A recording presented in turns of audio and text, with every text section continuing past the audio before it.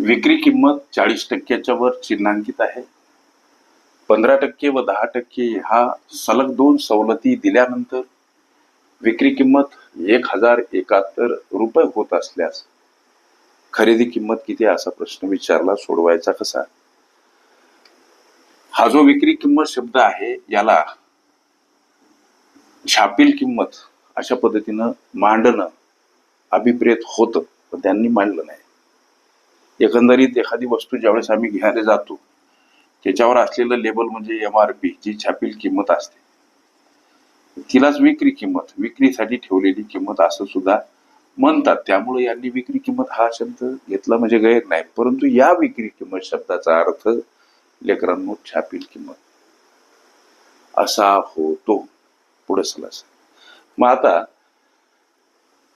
छापील किंमत 40% वर चिन्हांकित आहे. या गोष्टीचा अर्थ वस्तूची खरेदी किंमत जी काही असेल त्या खरेदी किमतीच्या 40% अधिक वस्तूची छापील किंमत दर्शवलेली आहे. लक्षात घ्या काय म्हणालो.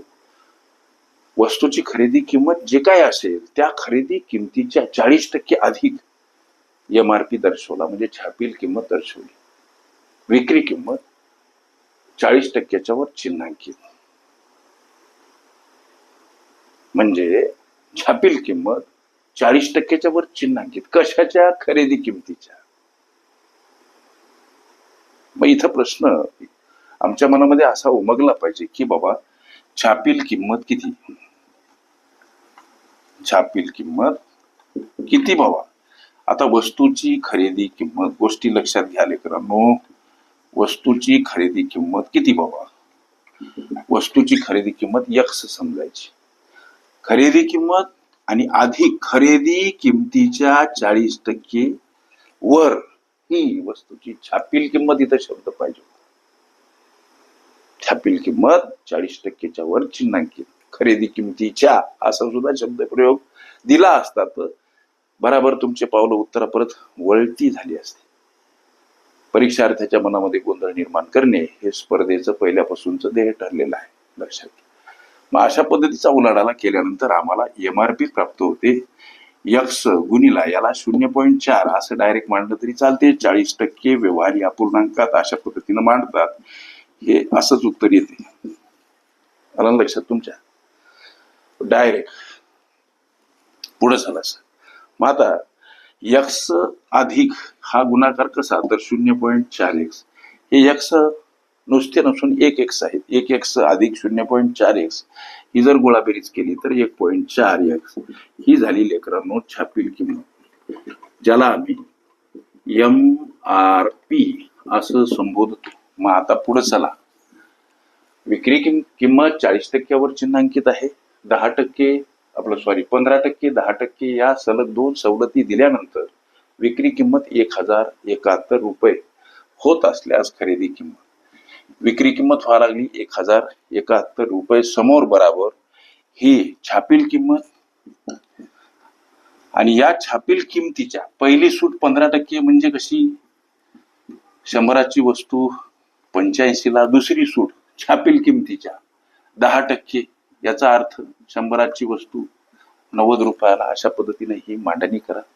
छापील किमतीच्या 15% पहिली सूट. गोष्टी लक्षात घ्या. सूट 1, 10% दुसरी सूट. ओके.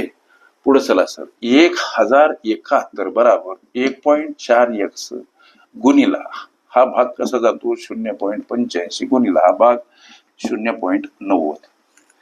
1071 बराबर हा संबंध गुणाकार 1.071 आणि सोबत x असा येतो. वाटल्यास करून पहा. पुढे चला.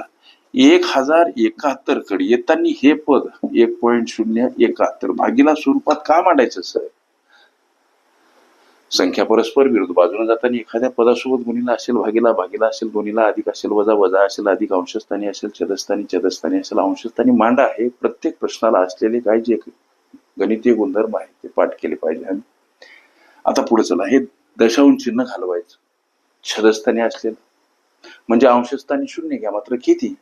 तर दशांश चिन्हानंतर जेवढी स्थळ तेवढी एकावर 0 असलेली संख्या जेव्हा अंशस्थानी आम्ही गुणीला घेऊ तेव्हा छेदस्थानी असलेलं दशांश चिन्ह चाललं जाते.